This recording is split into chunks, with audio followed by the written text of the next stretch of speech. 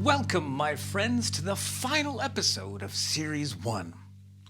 We've learned everything needed to understand exactly why compassion is a biological necessity.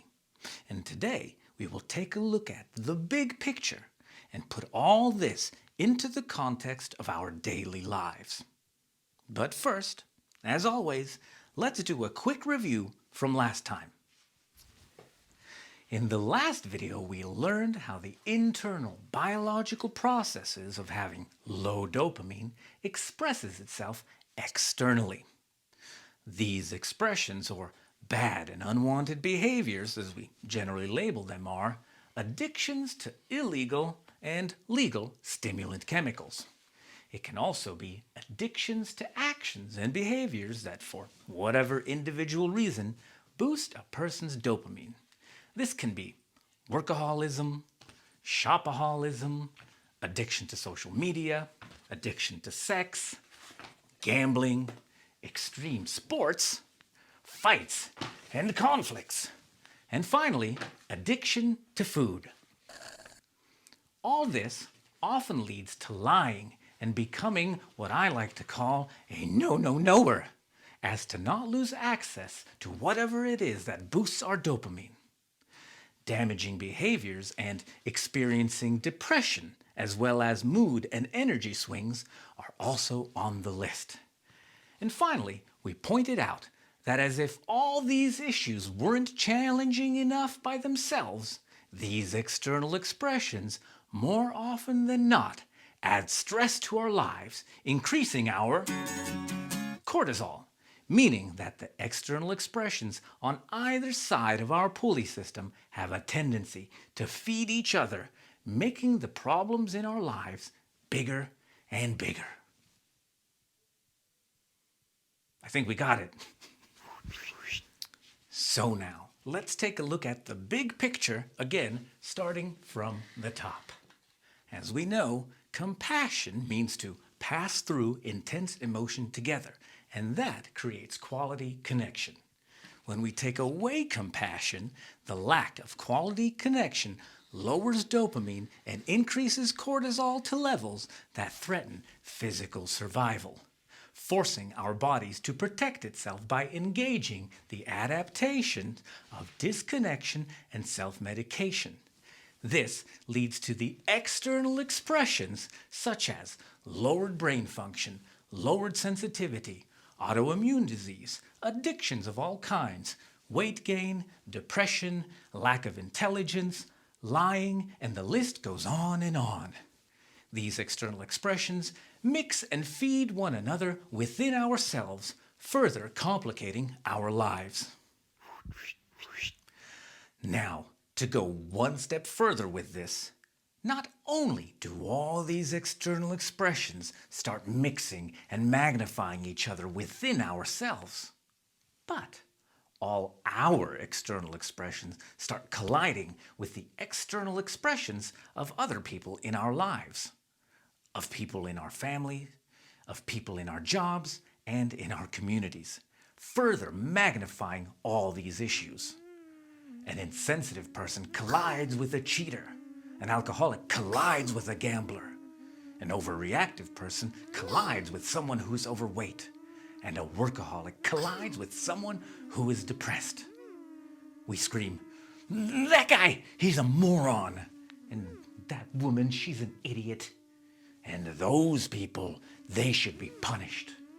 And the conflict and stress and disconnection grows and grows, and pretty soon you've got a whole society at each other's throats.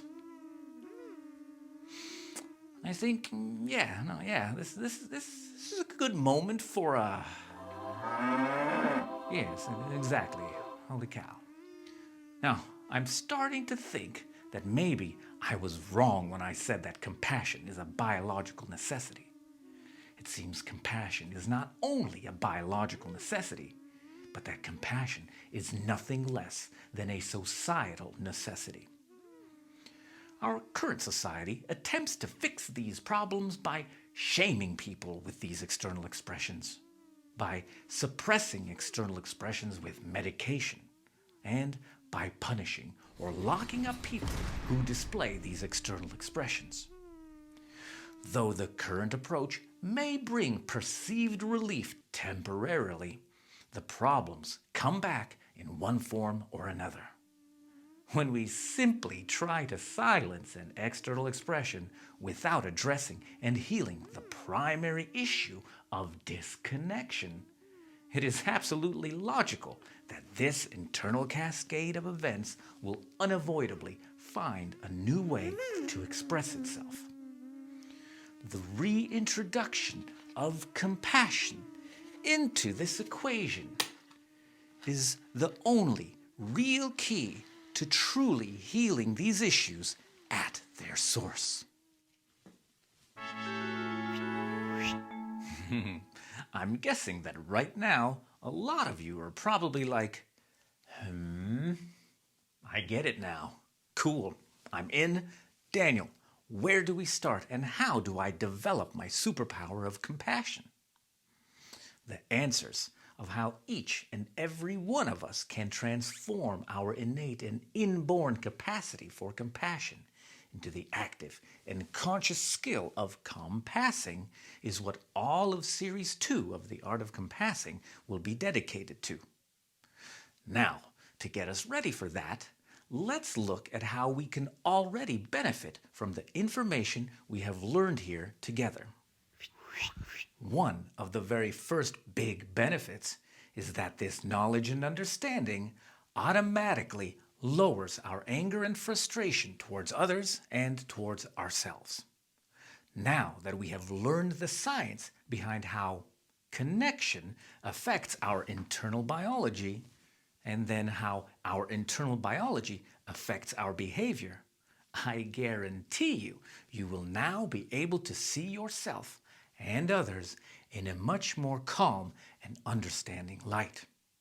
And anytime we lower anger in ourselves, we literally stop poisoning ourselves with cortisol as much. This directly ties into a second benefit we already have access to, and that is that all this knowledge inevitably lowers judgment of ourself and judgment of others. And approaching ourselves or others without judgment opens the door to healing like you wouldn't believe. Do you think you could judge yourself as a bad or faulty person when you now realize that any bad behaviors you might have a simple biological explanation? Imagine now if you had in your life one or more of these external expressions and somebody saw it, but that person didn't judge you or your essence as bad, but that person recognized simply that your external expression meant that at some point in your life you didn't get the support or guidance your emotions and body needed. Imagine if that person came to you with an attitude like, I see you've probably been through a lot at some point, huh? I just want to let you know that I'll gladly do whatever is in my power for you, if at any point you'd like.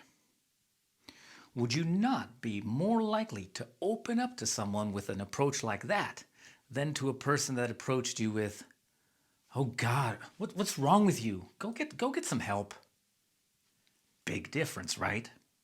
So, the release of judgment is a very deep change and affects not only the words we use, but more importantly, it affects the whole energy with which we will from now on approach ourselves and others. I think you will be very surprised just how much faster the doors to healing open the less we judge. And finally, what we can already benefit from is that we have gained clear whys. I'll explain. A clear why is a clear motivation or clear intention for the things we want to do. A clear why and clear intention make doing some of the work we don't always feel like doing go much easier. A clear why and clear intention also allow us to do whatever we do with greater focus and precision. For example, if somebody suggests to us that we'll feel better if we try yoga, meditate, visit a therapist, or read a book about how to work with our emotions, we might try it once. But the next time, we might think to ourselves, is it really worth getting off the couch and going across town to that therapy session or yoga session and put in the time and effort just because my friend said I'll feel better? Now, even though most of us would like to feel better, it is a why that is too vague. But if we know the why for doing these things is that it lowers stress, meaning it lowers cortisol, meaning we will be directly improving our immune system, our brain health and brain function, and helping our body to avoid engaging the adaptation of disconnection, well, now we have a much more powerful why to actually set aside time every week to really go to that yoga class, to really meditate, and to actually skip Netflix to read another chapter of a book by Gabor Mate or Teal Swan. And if you were wondering, I personally don't do yoga or meditate, but I do make time for centering and quieting myself in other ways. As inspiration, here are some of my own personal whys that keep me motivated to do the things that lower my stress, work on understanding my emotions, and continue educating myself on this whole topic, especially in times when I would rather just be lazy. So firstly, as I already briefly mentioned, keeping stress down limits how much I poison my body with cortisol. My brain can function better. I can focus on work and learn stuff better. Thanks to this, my left and right brain hemispheres become more and more balanced. Next, when I keep my levels of stress in check, it creates kind of a reserve capacity for handling other stressful situations. This reserve capacity allows me to assist friends and family who might be going through some stress of their own. In other words, when others might be freaking out, it doesn't freak me out that easily. And this allows me to continue thinking rationally and either come up with a practical solution, or it allows me to just simply be by that person's side in a calming, present manner. What's more, all this means I can be more present for friends, family, and children in my life when they come to me to share some of their passions, joys, and curiosity. Enjoying these precious moments more fully is a reward of its own, and it creates the atmosphere for quality connection. And that is the pleasant form of calm passing. Creating quality connection stimulates both the other person's dopamine system and mine, not only releasing dopamine, but also strengthening both our dopamine circuits. Now, when we add all this up, my overall why I continue to consciously keep my stress levels down, why I work to understand my emotions, and why I continue to educate myself on this whole topic is it helps create an atmosphere that supports healthy brain development in children who I spend time with. And it creates an atmosphere that supports a healing environment not only in the brains of adults who I spend time with, but also in my brain as well. Sounds like a mighty fine good deal to me. To that last why at the end, maybe some of you are scratching your head now thinking, hey Daniel, now I remember that creating quality connections supports healthy brain development in a child's developing brain, but how do we know that creating quality connection can help an adult brain that has already developed some issues heal? Well, that is a good question, and we will get to that in Series 2 when we'll talk about neuroplasticity. And I have to say one more thing to all those whys. Now, there are times when those brilliant and elegant sounding whys still aren't enough to motivate me. At those times, I always fall back on the simple fact that if I don't put in the time and effort, sooner or later, things will unavoidably get. And I personally prefer to enjoy as many days out of the year creating and celebrating life rather than suffering and doing damage control. So those are my main whys, and feel free to use any of them as your whys. Now, I have for you a when, as in when is a good moment to remember the things we learned here together. So, one such moment is, are you ready? This is a good one, so please pay attention. One such moment when it's good to take a moment, take a breath, stop, and remember the things we learned here together is whenever we think or say, "What's wrong with that moron?" Or, "What's with that idiot?" Now, I'll explain what I mean, and again, I shall use the magic of etymology. So, the word idiot comes from Latin and means person of low intelligence. And we already know that low intelligence is a direct result of the adaptation of disconnection. The next word, moron, comes from the word morus, which means person with the mental ability of a 7 to 10-year-old child. Again, such a mental state is the direct result of the adaptations engaging to protect our bodies from debilitating mental and physical states. And as a bonus word, do you know the word Slavic languages like Russian, Polish, and our language Czech use exactly the same way that we use moron or idiot? Well, we call people debil. And the word debil, again, comes from Latin and it means slow and weak. And that is where we get the word debilitating. When something is debilitating, it's weakening and slowing us down immensely. So, all over the world, people displaying the various external expressions which are a result of debilitating internal biological states are called idiot, moron, and debil. And all three of these labels basically mean person with brain dysfunction. Whenever we call somebody an idiot, moron, or debil, we are basically making fun of or getting angry at a person who is literally suffering from brain dysfunction that happened due to lack of compassion and true connection at some point in their life. Now, I'll say that again so it can really sink in.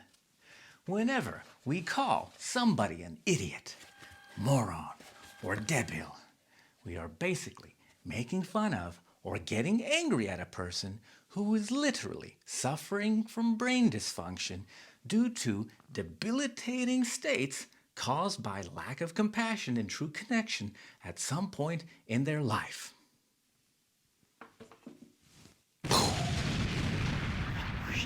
Now, don't worry, I don't expect you to never ever think again the question, "What's with that idiot?"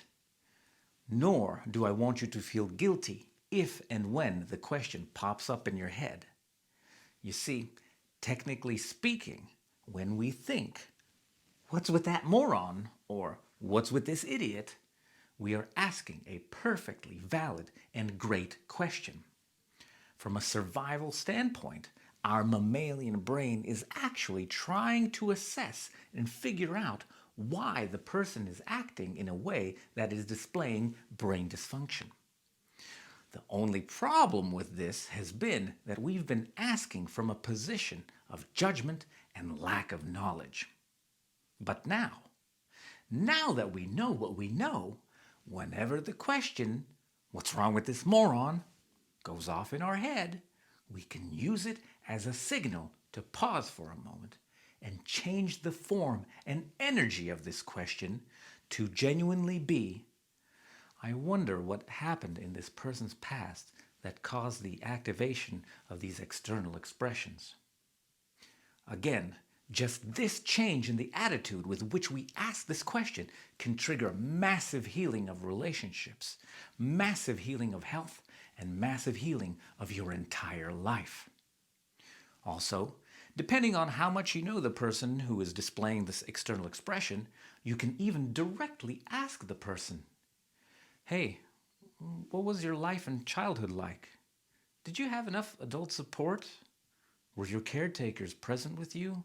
And did you feel your emotions were fully seen and heard?"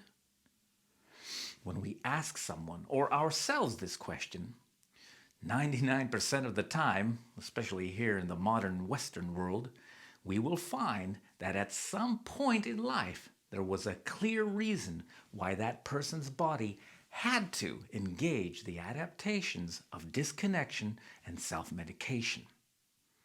Now, please don't be frustrated if this change in attitude doesn't come to you automatically at first.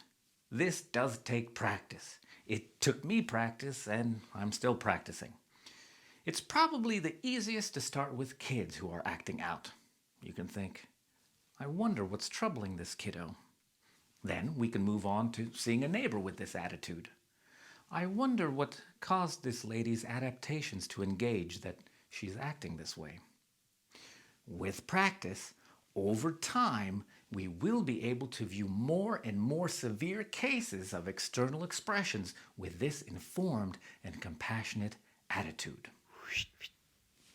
All right, I know today I'm just talking and talking, but before we get to the last thought of this video, I have to quickly mention one point which we'll discuss in greater depth in Series 2.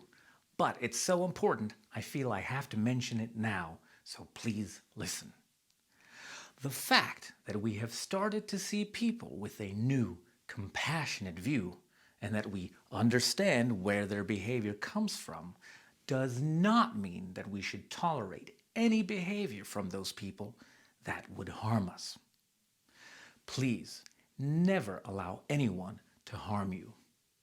Until you get to the point where you are confident that you can engage someone without having what they say or do hurt you, do not go on any large compassionate rescue missions at your expense. Trust me, for now, just the simple fact that you've started to change your internal perception towards these people and situations to be from a more compassionate and informed position, you will already be doing a lot to start the healing of the people and world around you. Okay? Promise me? I know your loving hearts want to already go and help your loved ones, but promise me you won't do anything at your expense. Okay? All right. Now, let's go to the last point of today's video. Now then, for the last point of the day, here is a handy analogy to put this all into context. For this, I need you now to imagine that we're standing on a sidewalk. Beautiful day, and perhaps we're waiting for a friend. But a noise starts to annoy us. Some guy is screaming, and it starts to anger us. So we look in the direction of the noise, and we see some idiot pulling his hair and screaming. As we look closer, though, we see there is something a bit off about his leg. In that moment, we would no longer consider the person an idiot.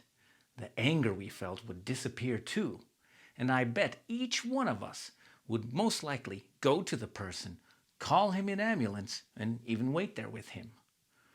Automatically, we would ask what happened.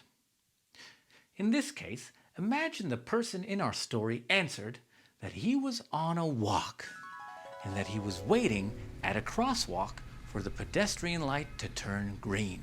The light eventually turned green, but as soon as he took the first step into the crosswalk, he was hit by a car that ran a red light. Now, I will ask you a few questions about this whole situation. Question 1. Would you say that the situation on the street, by that I mean the fact that someone ran a red light, was at all the fault of the man with the broken leg? Oh, of course not. Question 2. Did the man behave oddly, by that I mean scream and pull his hair, just to annoy the people around him on purpose? Nope. Such behaviors are driven by the body's natural reaction to less than ideal biological states. Question 3. If the roles were reversed and you were the person who got hit by the car, would you suddenly view yourself as an idiot or bad and undeserving person just because you got your leg broken? Also no. And final question. Would you consider calling an ambulance for yourself or for someone in such a situation an embarrassment? No, of course not. Calling an ambulance would be not only necessary, but also absolutely natural. So now, this example of the person who got hit by a car which ran a red light mirrors the lives of basically each and every one of us. Just like the person entering the street, where the conditions were not safe for a pedestrian, though it was expected, as children, we are born into a world where the conditions are not what our brains and bodies need for healthy development, though it is expected. Now, you can view this crosswalk as representing the path from being a newborn to becoming a healthy, resilient individual. The car from our story you can view as representing uninformed adults. Now, just like the man in our story who suffered injuries from the car in the very first moment he stepped into the street, we suffer injuries in our brain and body in the very first years of our lives when we enter this life from the adaptations that have to be engaged due to the lack of compassionate connection of the uninformed adults in our lives. Now, let me ask you the same set of questions as a moment ago. So, first question. Are we to blame for the conditions we are born into? By that I mean, is the fact that our family and society at large were uninformed about the absolute importance of compassionate connection? Is it our fault? No. Second question. When we are acting out our external expressions, are we trying to annoy the people around us on purpose? Nope. These behaviors, as we know now, are driven by our body's natural reaction to a less than ideal biological state. Next question. From now on, do we have any reason to view ourselves or anyone else displaying unwanted external expressions as bad or faulty just because some of their neural connections developed in a not quite ideal way? Nope. And final question.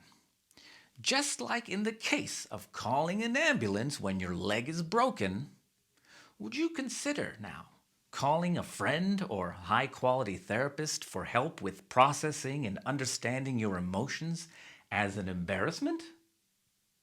Of course not. Allowing our emotions to be seen, respected, and understood is as necessary and as natural as calling an ambulance when we break a leg.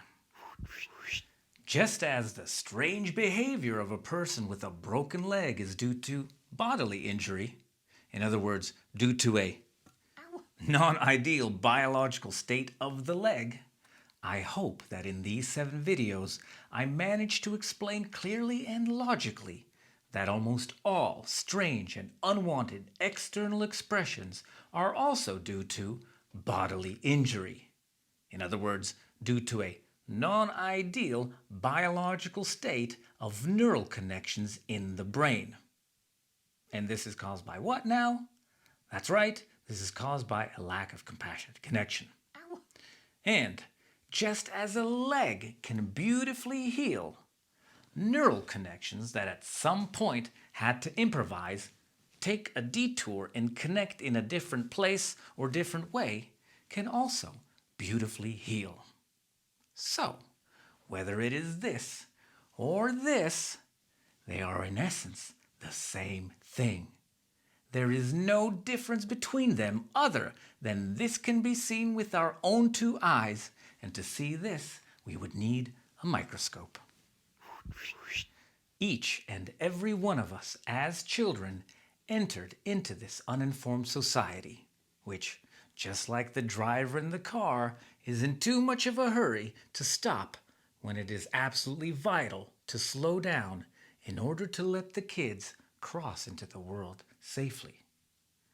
We are all in this together, and all of us have experienced to a greater or lesser extent that at some key point in our lives, nobody stopped to truly tend to our intense emotions. No one helped us process painful emotions during a crucial period. And no one celebrated and experienced with us our passionate emotions of curiosity, joy, and wonder enough. We are not to blame for the uninformed family and society that we were born into. But it is now our responsibility to support and further educate each other so that true healing can start to take place. Thanks to the research of the world's best therapists and scientists, we are lucky to have the much needed information available to us, thus giving us the power needed to not only bring true healing on all fronts of our lives, but also to ensure that children entering our society now are greeted with better conditions than what we had when we came into this world. I am fully convinced that from now on, we will not view other people or ourselves as morons or bad or defective as much. I believe we will no longer see asking another person for assistance to remedy these physical injuries as embarrassing or shameful in any way. That just as it is absolutely natural and obvious to call an ambulance in the case of a broken leg, that it is absolutely natural and obvious to grant ourselves and others real quality connection, and that it is absolutely natural for every human being to desire to be truly seen and heard. My dearest friends, we have arrived at the end of Series 1. We've gone over a lot of information, but if there's just one thing you take away from all of this, may it be the understanding that none of us are bad or defective, and that any unwanted behavior is simply because we have a few wires in our head that at some point had to improvise and arrange themselves a little bit differently than is ideal in order to protect us. You see, the great and undeniable truth is that our essence is pure, our essence is good, and every one of us is deserving of quality connection and compassion. And those wires that had to improvise, well, they can be inspired to rearrange themselves so that we get well again. But that, my friends, is a story for another day. Thank you for being here with us until the end. It is my greatest wish that this knowledge brings as much relief, as much clarity, and as much strength to you and your life as it brought me. I'll be seeing you soon in Series 2 of The Art of Compassing. I'll be looking forward to it. Bye.